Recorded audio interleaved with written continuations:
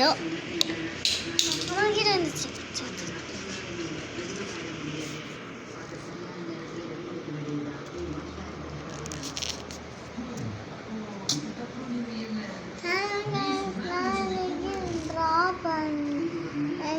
Tamil ma'am வந்து craft தந்தாங்க.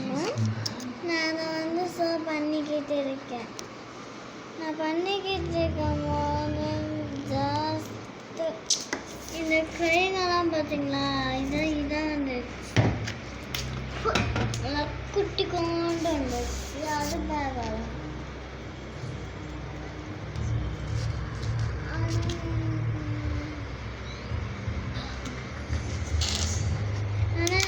கைங்கள் நேரம் தான்